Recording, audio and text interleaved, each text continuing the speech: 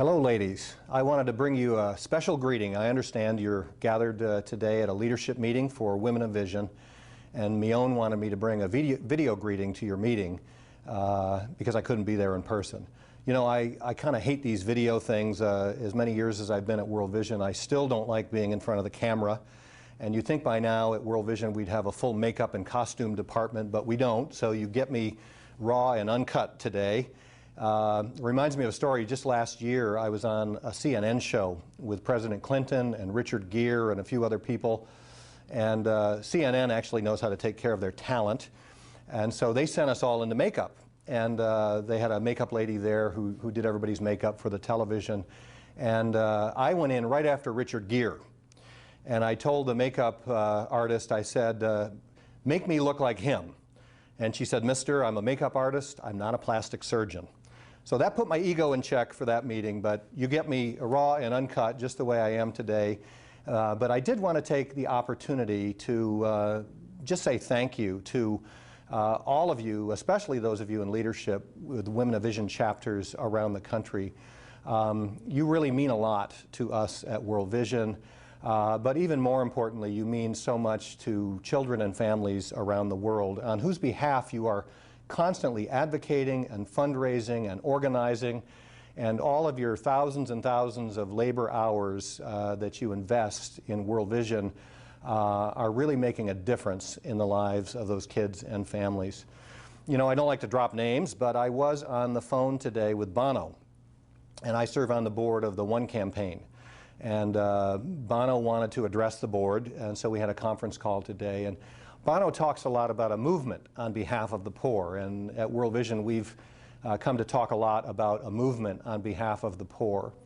And the thing about movements is that they're not undertaken by one person or one organization, but movements require large movements of people.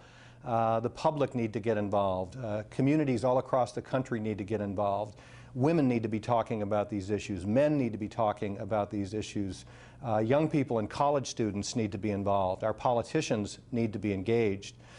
And Bono was just sharing how encouraged he's been seeing all of the rising tide of activities that are going on across the United States and across the world as voices are being raised up on behalf of the poorest of the poor. And we talk in movement terms about changing the direction of the wind. We've got to change the direction of the wind in our world. And like any other movement, a movement on behalf of civil rights back in the 1950s or 60s, or the environmental movement, which really started in earnest in the late 60s, early 70s, movements take time, but they also take a lot of people involved in the issues. And when I think of Women of Vision, I am really encouraged that you're part of this movement. I wish that we could be in every city of the United States advocating on behalf of the poor, on behalf of widows and orphans, on behalf of issues like HIV and AIDS and the way it impacts women and children. But we can't be in every city across the country. But where we have a Women of Vision chapter and we've got an active group organizing and talking and networking and holding events, it's almost like we have a World Vision office in that city. And you have no idea how your advocacy and your organizing makes a difference in the larger movement on behalf of the poor. So never underestimate what you're doing. Your activities have impact far beyond the fundraising that you do for World Vision. You're really advocates on behalf of the poor. I've also learned that your trips overseas are a real blessing to the people and communities that you visit.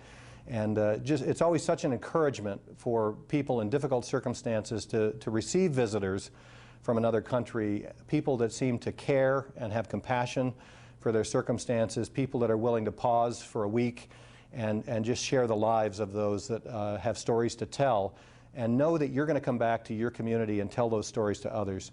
So you are making a difference. You know, I had a profound one of those moments, one of those aha moments early in my tenure at World Vision. My wife and I, Renee, traveled to Peru, and we went to a place 14,000 feet up in the Andes Mountains. I was about dying of altitude sickness. But this was, as they say, not the end of the world, but you can see it from there.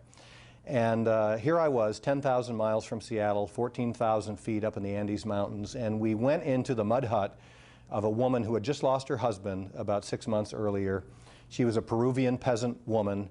She was raising 3 or 4 children, and she was just racked with despair. We were doing a video, actually. It was part of a World Vision video, and we often do before and after stories. You know, a community before World Vision comes and a community after World Vision has been there for a few years. This was one of those before stories, and this woman was really destitute and really desperate, and a World Vision project was moving into her area, and we interviewed her. And one of the questions I asked her, her name was Octaviana, I said, Octaviana, tell me what you've been praying for. When you pray, what do you pray for? And she looked at me, and through her translator, she said, I have been praying since my husband died that God would not forget me and my children on this mountain, that God would do something to send help because we so desperately need help. And when she said that, a chill went up my spine because I realized that her prayer had been answered. Not only did God send help, God sent the president of World Vision to come to her home 10,000 miles away from the Seattle office of World Vision. And I thought, wow, what an answer to prayer. But the other thing I thought about at that time is that if I was the answer to Octaviana's prayer, how many other women and children and fathers and mothers are praying around the world, praying in their circumstances, praying because they're refugees in Darfur, or praying because they're in the middle of Iraq with the insurgent violence, or they're praying because they're in the hunger and the famine situation in Zimbabwe, and they're praying that they'd be able to get through this week or this month and have enough food for their children. We know that people all over the world are praying. But the realization that each of us and each of you might be the answer to someone's prayer. And it might be somebody we'll never meet, or it might be someone we have the joy of actually meeting someday and realizing that we were the answer to that prayer. We were the one that God chose to respond to that child or that woman or that community. And when I think of Women of Vision, I think of all of you as the answer to so many prayers that go up around the world. So thank you for what you do. My wife, Renee, greatly appreciates all of you. She loves being with you when she gets an opportunity to come to your events and chapters and sometimes speak on behalf of World Vision. We really appreciate what you do. We don't take you for granted. I know we don't always serve you as well as we could, and we've got our own struggles with systems and those kinds of things, but we're working on those. And my dream would be that we would have 25 or 50 chapters of Women of Vision across the United States in the next few years, and that won't happen without leaders like you. So thank you, and God bless you.